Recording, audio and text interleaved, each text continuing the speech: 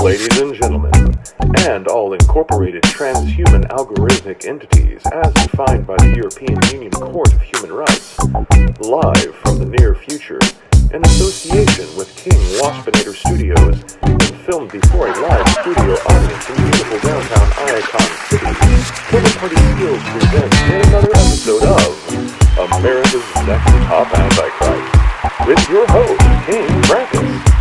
And now here he is, the moment you've all been waiting for, King Krampus.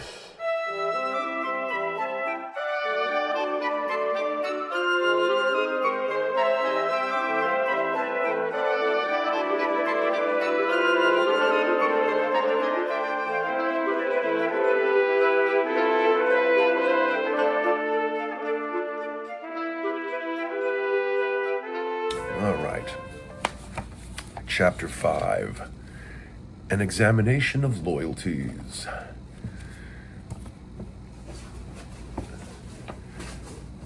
If loyalty is so important in the economic and social structure, it is necessary to examine it further as itself. In the field of psychopolitics, loyalty means simply alignment. It means, more fully, alignment with the goals of the communist state. Disloyalty means entirely misalignment, and more broadly, misalignment with the goals of the communist state. When we consider that the goals of the communist state are to the best possible benefit of the masses, we can see that disloyalty, as a term, can embrace democratic alignment. Loyalty to persons not communistically indoctrinated would be quite plainly a misalignment. The cure of disloyalty is entirely contained in the principles of alignment. All that is necessary to do, where disloyalty is encountered, is to align the purpose of the individual towards the goals of communism, and it will be discovered that a great many circumstances hitherto distasteful to his existence will cease to exist. A heart or a kidney in rebellion against the remainder of the organism is being disloyal to the remainder of the organism. To cure that heart or kidney, it is actually only necessary to bring its activities into alignment with the remainder of the body. The technologies of psychopolitics adequately demonstrate the workability of this. Mild shock of the electric variety can and does produce the recooperation of a rebellious body organ.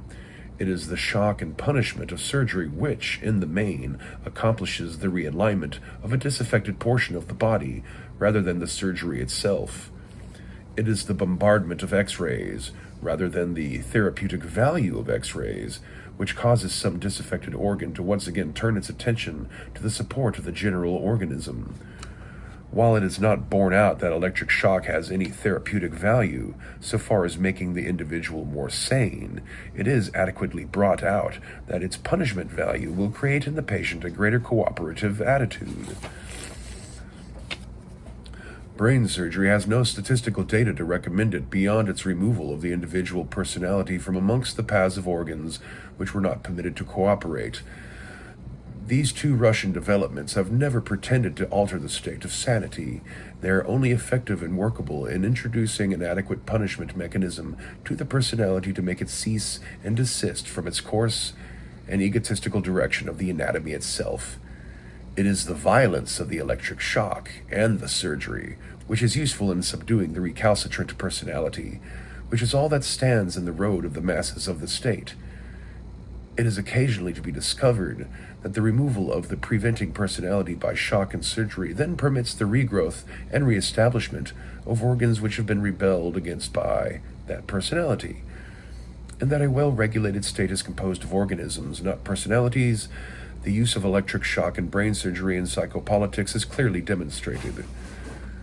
The changing of loyalty consists in its primary step of the eradication of existing loyalties. This can be done in one of two ways. First, by demonstrating that previously existing loyalties have brought about perilous physical circumstances, such as imprisonment, lack of recognition, duress, or privation, and second, by eradicating the personality itself. The first is accomplished by a steady and continuous indoctrination of the individual in the belief that his previous loyalties have been granted to an unworthy source. One of the primary instances in which this is creating circumstances which apparently derive from the target of his loyalties so as to rebuff the individual. As part of this, there is the creation of a state of mind in the individual by actually placing him under duress and then furnishing him with false evidence to demonstrate that the target of his previous loyalties is itself the cause of the duress. Another portion of this same method consists of defaming or degrading the individual whose loyalties are to be changed to the target of his loyalties, i.e., superiors or government, to such a degree that this target at length actually does hold the individual in disrepute and does rebuff him and serve to convince him that his loyalties have been misplaced. These are the milder methods, but have proven effective. The greatest drawback in their practice is that they require time and concentration, the manufacture of false evidence, and a psychopolitical operator's time. In moments of expediency, of which there are many, the personality itself can be rearranged by shock, surgery, duress, privation, and in particular, that best of psychopolitical techniques, implantation, with the technologies of neo-hypnotism. Such duress must have in its first part a defamation of the loyalties, and in its second, the implantation of new loyalties. A good and experienced psychopolitical operator, working under the most favorable circumstances, can, by the use of psychopolitical technologies, alter the loyalties of an individual so deftly that his own companions will not suspect that they have changed. This, however, requires considerably more finesse and is usually necessary to the situation. Mass neo-hypnotism can accomplish more or less the same results when guided by an experienced psychopolitical operator.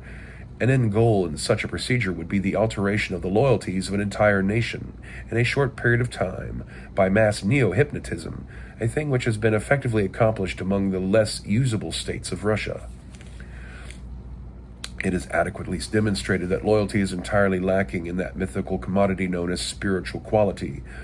Loyalty is entirely a thing of dependence, economic or mental, and can be changed by the crudest implementations.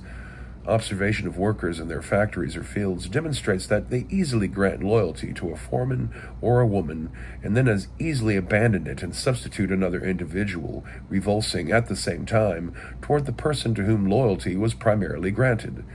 The queasy insecurity of the masses in capitalistic nations finds this more common than in enlightened states such as Russia. In capitalistic states, dependencies are so craven, wants and privations so exaggerated, that loyalty is entirely without ethical foundation and exists only in the realm of dependency, duress, or demand. It is fortunate that communism so truly approaches an ideal state of mind, for this brings a certain easiness into any changing of loyalties, since all other philosophies extant and practiced on earth today are degraded and debased compared to communism.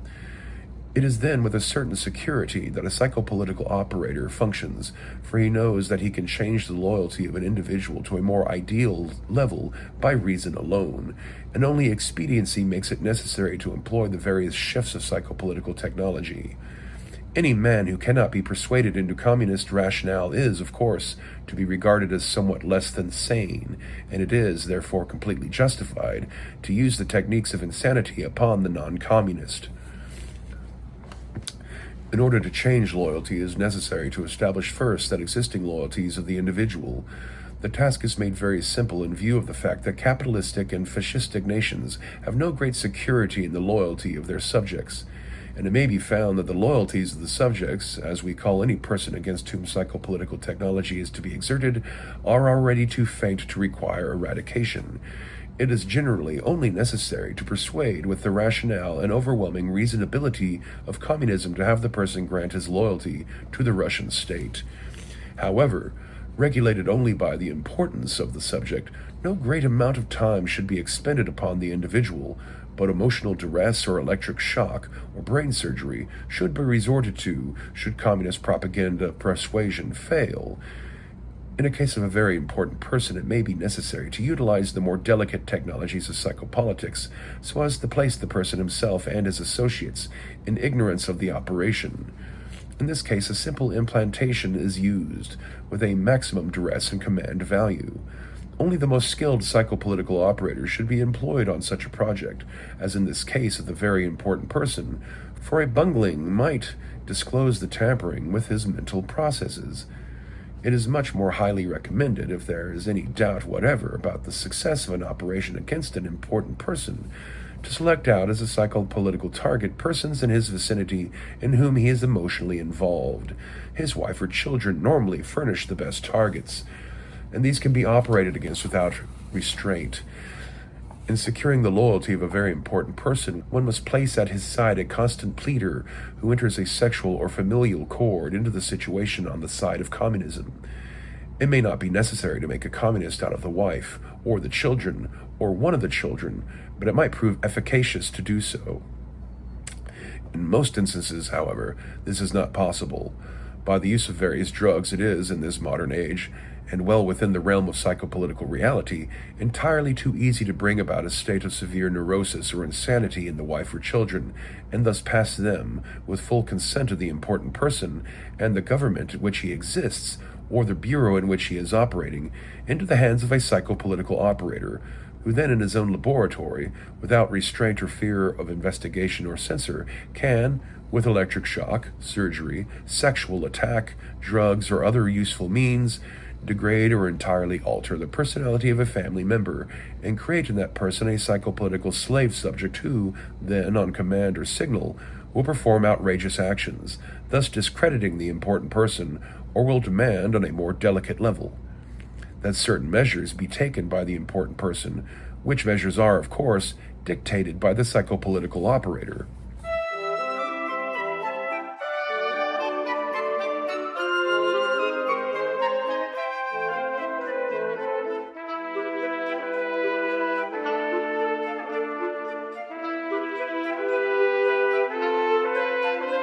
Usually, when the party has no real interest in the activities or decisions of the important person, but merely wishes to remove him from effective action, the attention of the psychopolitical operator need not be so intense, and the person need only be passed into the hands of some unwitting mental practitioner, who, taught as he is by psychopolitical operators, will bring about sufficient embarrassment. When the loyalty of an individual cannot be swerved, and where the opinion, weight, or effectiveness of the individual stands firmly in the road of communist goals, it is usually best to occasion a mild neurosis in the person by any available means, and then, having carefully given him a history of mental imbalance, to see to it that he disposes of himself by suicide, or by bringing about his demise in such a way as to resemble suicide. Psychopolitical operators have handled such situations skillfully tens to thousands of times within and without Russia. It is a firm principle of psychopolitics that the person to be destroyed must be involved at first or second hand in the stigma of insanity, and must have been placed in contact with psychopolitical operators or persons trained by them with a maximum amount of tumult and publicity. The stigma of insanity is properly placed at the door of such persons' reputations, and is held there firmly by bringing about irrational acts, either on his own part or in his vicinity. Such an activity can be classified as a partial destruction of alignment, and if this destruction is carried forward to its furthest extent, the misalignment on the subject of all loyalties can be considered to be complete, and alignment on new loyalties can be embarked upon safely. By bringing about insanity or suicide on the part of the wife of an important political personage, a sufficient misalignment has been instigated to change his attitude, and this, carried forward firmly or assisted by psychopolitical implantation, can begin the rebuilding of his loyalties, but now slanted in a more proper and fitting direction. Another reason for the alignment of psychopolitical activities with the misalignment of insanity is that insanity itself is a despised and disgraced state, and anything connected with it is lightly viewed. Thus, a psychopolitical operator, working in the vicinity of an insane person, can refute and disprove any accusations made against him by demonstrating that the family itself is tainted with mental imbalance.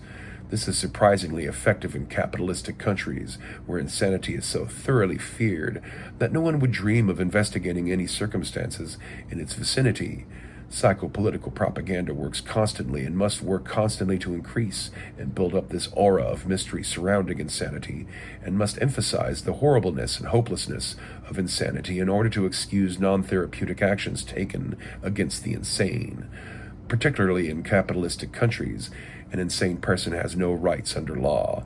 No person who is insane may hold property. No person who is insane may testify. Thus, we have an excellent road along which we can travel toward our certain goal and destiny. Entirely by bringing about public conviction that the sanity of a person is in question, it is possible to discount and eradicate all of the goals and activities of that person. By demonstrating the insanity of a group, or even a government, it is possible then to cause its people to disavow it. By magnifying the general human reaction to insanity, through keeping the subject of insanity itself forever before the public eye, and then by utilizing this reaction by causing a revulsion on the part of the populace against its leader or leaders, it is possible to stop any government or movement. It is important to know that the entire subject of loyalty is thus as easily handled as it is. One of the first and foremost missions of the psychopolitician is to make an attack upon communism and insanity synonymous. It should become the definition of insanity, of the paranoid variety, that a paranoid believes he is being attacked by communists. Thus, at once, the support of the individual so attacking communism will fall away and wither. Instead of executing national leaders, suicide for them should be arranged under circumstances which question their demise. In this way, we can select out all opposition to the communist extension into the social orders of the world and render populaces who would oppose us leaderless and bring about a state of chaos or misalignment into which we can thrust, with great simplicity, the clear and forceful doctrines of communism. The cleverness of our attack in this field of psychopolitics is adequate to avoid the understanding of the layman and the usual stupid official, and by operating entirely under the banner of authority, with the oft-repeated statement that the principles of psychotherapy are too devious for common understanding, an entire revolution can be effected without the suspicion of a populace until it is an accomplished fact. As insanity is the maximum misalignment, it can be grasped to be the maximum weapon and severance of loyalties to leaders and old social orders. Thus, it is of the utmost importance that psychopolitical operatives infiltrate the healing arts of a nation marked for conquest, and bring from that quarter continuous pressure against the population and the government until at least the conquest is effected. This is the subject and goal of psychopolitics itself. In rearranging loyalties, we must have a command of their values. In the animal, the first loyalty is to himself. This is destroyed by demonstrating errors to him, showing him that he does not remember, cannot act, or does not trust himself. The second loyalty is to his family unit, his parents and brothers and sisters. This is destroyed by making a family unit economically non-dependent, by lessening the value of marriage, by making an easiness of divorce, and by raising the children wherever possible by the state. The next loyalty is to his friends and local environment. This is destroyed by lowering his trust and bringing about reportings upon him allegedly by his fellows or the town or village authorities. The next is to the state, and this, for the purpose of communism, is the only loyalty which should exist once the state is founded as a communist state. To destroy loyalty to the state, all manner of forbiddings for youth must be put into effect so as to disenfranchise them as members of the capitalist state, and, by promises of a better lot under communism, to gain their loyalty to a communist movement. Denying a capitalist country easy access to courts, bringing about and supporting propaganda to destroy the home, creating and continuous juvenile delinquency, forcing upon the state all manner of practices to divorce the child from it, will in the end create the chaos necessary to communism. Under the saccharine guise of assistance to them, rigorous child labor laws are the best means to deny the child any right in the society. By refusing to let him earn, by forcing him into unwanted dependence upon his grudging parent, by making certain in other channels that the parent is never in other than economic stress, the child can be driven in his teens into revolt.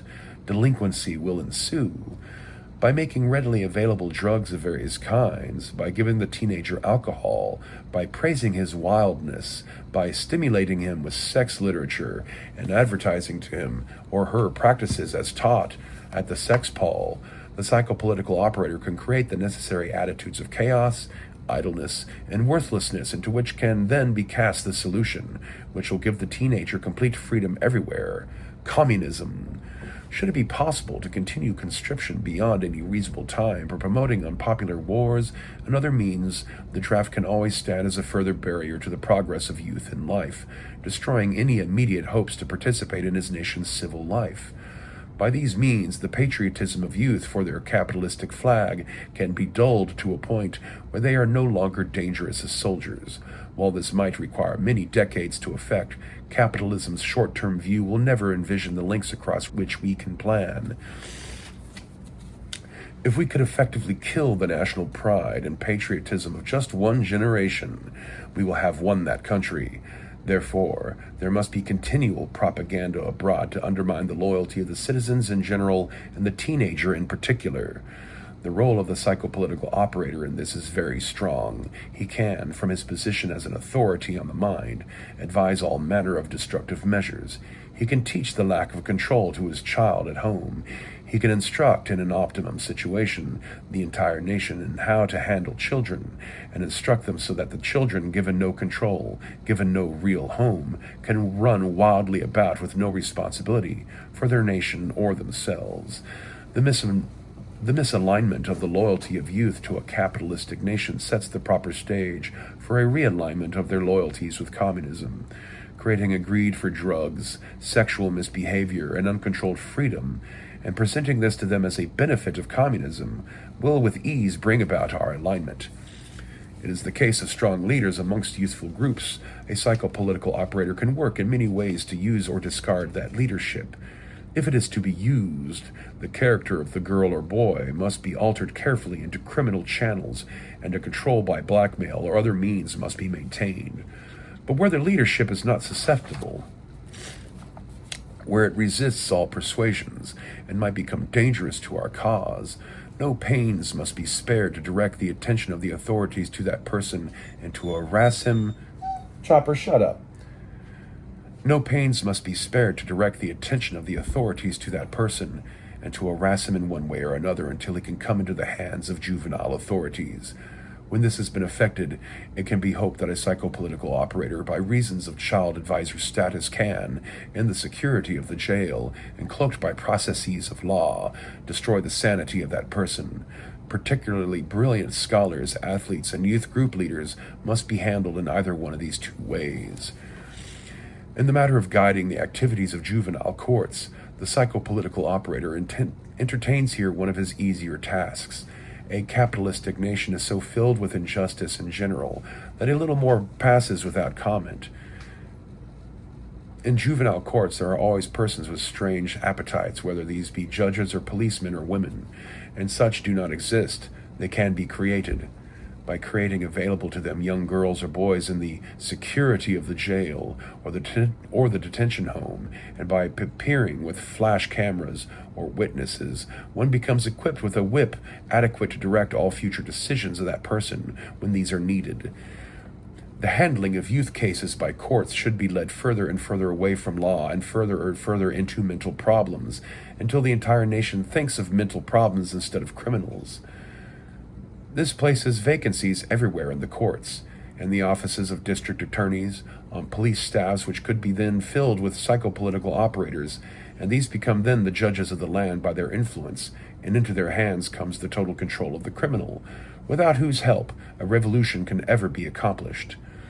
By stressing this authority over the problems of youth and adults in courts, one day the demand for psychopolitical operators would become such that even the armed services will use authorities on the mind to work their various justices when this occurs. And when this occurs, the armed forces of the nation then enter into our hands as solidly as if we commanded them ourselves, with the slight bonus of having thus a skilled interrogator near every technician or handler of secret war apparatus. The country, in event of revolution, as did Germany in 1918 and 1919, will find itself immobilized by its own army and navy, fully and entirely in communist hands. Thus, the subject of loyalties and their realignment is, in fact, the subject of non-armed conquest of an enemy.